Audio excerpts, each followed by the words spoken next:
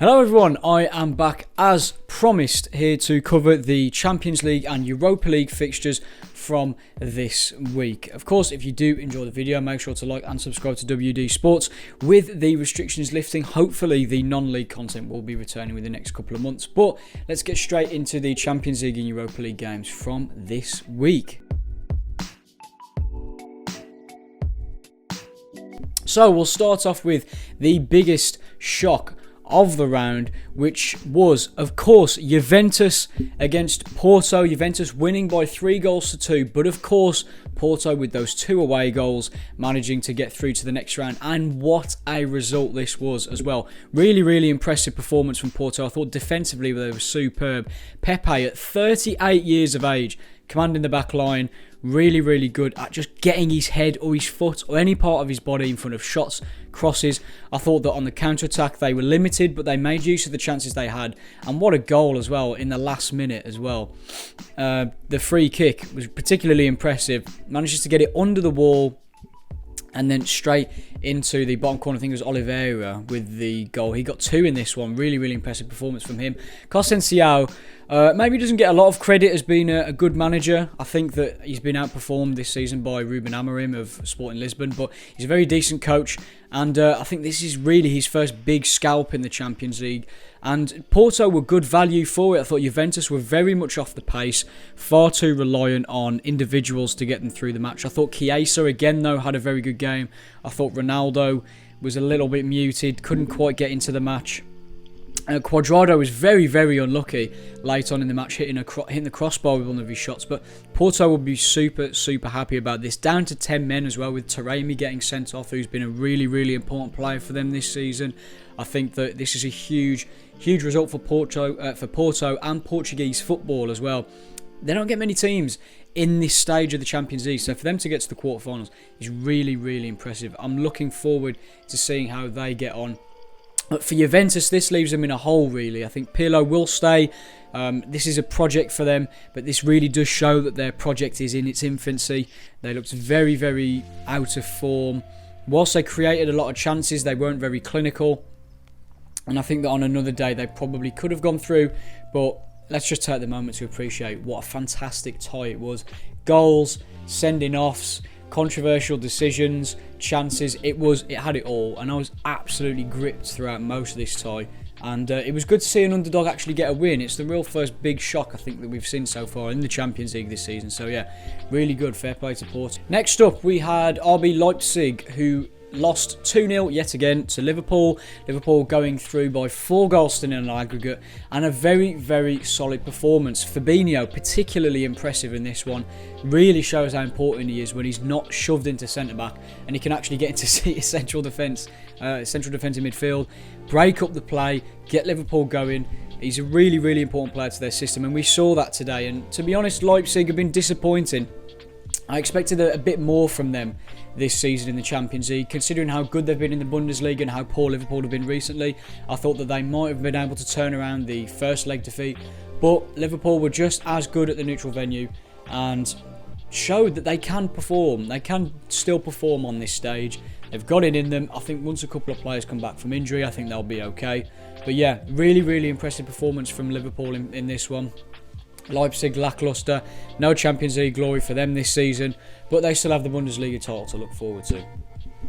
Now, of course, probably the second biggest tie was PSG Barcelona. Well, you could say this was the biggest tie, really. 2 sides coming into this one on good form. PSG have been have been improved recently. Barcelona again improved. They've been really good in La Liga. But they couldn't bring back the 4-1 deficit like they did last time in the Champions League, and that was 4-0 as well. Really good performance from PSG in terms of seeing the game out. It wasn't a fantastic performance going forward, but I thought that they did enough to just shut out the game, get the result they needed, and see themselves through, which is what they couldn't do last time. Pretty controversial way that they opened the scoring. A Kylian Mbappe penalty. Very contentious. To be honest, I didn't think it was a penalty. It basically just gets clipped on. I think Icardi got his heel stood on by accident, and he's gone down. Now there is contact, but for me that's a very soft penalty. But Mbappe made no mistake. Really good finish from him. That's another goal for him as well. I think he's one of the quickest players, or the youngest player to reach 25 goals in the Champions League. So yeah, I think Holland will be coming for that soon. But really good performance from him. Good finish from him. Performance not so much, as PSG were muted. But Lionel Messi with an absolute thunderbolt of an equaliser. Really, really impressive performance from him today. From him in this match. And had a penalty towards the end of the second half, which would have made it 5-3, and a very, very interesting position for Barcelona to be in the second half. But he misses it. Keylor Navas with a very, very good save gets them into 1-1 at half-time. And to be honest, after that, it was always going to be PSG seeing it out. They had 45 minutes to just not concede 3 goals. They did that, and they saw themselves through. And for them, it's a big step. They're into the quarterfinals now. They've got rid of a direct challenger for the Champions League. There's still some very tough teams in there, of course. But this is a fantastic opportunity for PSG to get through to the semi-finals and maybe another final. And I really do back them this year under Pochettino. I do think that they could potentially win it. And the final round of fixtures for the Champions League was Dortmund against Sevilla. Now, going into this one, I thought Sevilla might have a chance of potentially bringing it back. They've been in a little bit of rough form in La Liga, but I did think that they had a good chance of maybe progressing through. It wasn't an unassailable lead, and with Dortmund's frail defence at times, I thought that Sevilla's attacking prowess might come out on top. But that wasn't to be, really. Dortmund, yet again, pulling out a performance out the bag, particularly in the first half, it must be said. Erling Haaland with 2 goals. He did actually miss a penalty, or he missed... Did he miss? Yeah, I think he missed a penalty. Scored the second one. Very, very funny celebrations in front of the goalkeeper. Rolled up the Sevilla players a little bit. But another good performance from him. He's certainly been such a crucial player for Borussia Dortmund, and he's doing it again. I think he's the quickest player to reach 20 goals in the Champions League as well. The guy's an absolute monster. He's so good. He just keeps on scoring. And every game I sort of think, surely he's not going to score this time. But he just keeps performing. And he's dragging Dortmund through games at the moment. I think that will be their weakness going into the next round. Sevilla, though, fair play to them. They had a little comeback. Yusuf El Nassiri with a brace. Scored one in very, very deep into added time. But it wasn't enough. One more goal would have actually seen them through. But they couldn't get it. And despite a late little comeback, and disappointing for Sevilla. They don't drop into the Europa League this time. I don't think they do. So it'll be interesting to see how they get on for the rest of the season now, considering that they don't really have much else to play for other than getting back into the Champions League. They are in the Champions League spots at the moment, so they do have something to fight for. Disappointing Champions League, though, again. They just seem to do so well in the Europa League, but they just can't seem to hack it in the big boy leagues in Europe. So another underwhelming campaign for them, but for Dortmund, a quarter-final under interim management, I think is pretty damn impressive. Their Bundesliga season has suffered greatly. They're in 6th place, but having said that, they've still got the chance of potentially causing a bit of an upset in the Champions League this season. Right, let's move on to the Europa League now, and because there's so many teams in the Europa League and so many fixtures at the moment, I will be focusing on British teams. So we'll start off with the glamour tie of the round, which was AC Milan and Manchester United. Really, really looked forward to this one, and to be honest, it was a pretty even game. AC Milan missing quite a couple of chances, and they maybe got hard done by a couple of officiating decisions. And to be honest, it was a very, very even first half, and you couldn't really separate the two sides. Milan, not really their best team. They've had a lot of injuries recently, particularly, of course, Ibrahimovic. He's been the main goal-scoring threat this season, and he's been out for a while now. But they did okay to get in at 0-0. I think they would have taken that away from home. Second half, though, Amad Diallo, really, really happy to see him on the score sheet. The youngster, there's been a lot of promise about him. He's come into the Premier League and he's performed well for the under-23s. He gets his first goal now for the club. And to be honest, you could say it was sort of against the run of play early in the second half, though, and after that I think Milan really tried to get themselves back into the game, and they managed to do it. Last minute goal by Kjaer, and they managed to get an away goal, really, really big away goal as well. I think that going back to, I think they should be playing at the San Siro. I think it'll be very, very interesting to see what approach United go for in that game. I think Milan will come out all guns blazing, particularly in the second half. I think the first half they might try and just keep the game tight and maybe nick a goal or keep a clean sheet and unsettle Man United, because all they need is a draw now and they're through. So United have put themselves in a difficult position. Of course, they should have really won the game. Harry Maguire missing an absolute golden opportunity on the line, basically, and he's hit the post. I genuinely don't know how he's missed. It looked harder to miss. Well, it was harder to miss. I've watched it about 10 times and I still couldn't figure out how he'd managed to not just tap it in. And that sort of summarises Harry Maguire really. He's decent at points, but he always has those big sort of clangers really in front of goal or defending his own goal, which never does him any good on social media. So a decent result for Milan, they'll take that. United though, plenty of work to do. So next up is a big win for Arsenal. They beat Olympiacos away from home by 3-1. Really impressive performance this one. Open scoring through Martin Odegaard. Over, depending on the way you see it, either a very good goal or poor goalkeeping by Jose Sarr. But good to see Odegaard get his first goal for the club. Fantastic player, very decent for Arsenal so far this season. And it's good to see him get on the score sheet. Of course, their frailties did show a little bit. El Arabi getting them back, getting Olympiacos back on level terms before Gabriel Magalhaes with a fantastic header from about 10 minutes from time to put them 2-1 up, and then they managed to seal the 3-1 win as well with a fantastic Mohamed El Neni strike literally a couple of minutes, if about a minute after he came on. And the celebrations afterwards were fantastic to see. They all ran over to him. The Arsenal players looked really up for that, and you could see the relief coursing through them in the celebrations. This is a big win for Arteta because they got knocked out by Olympiacos last season, I think it was. And it was very damaging for them.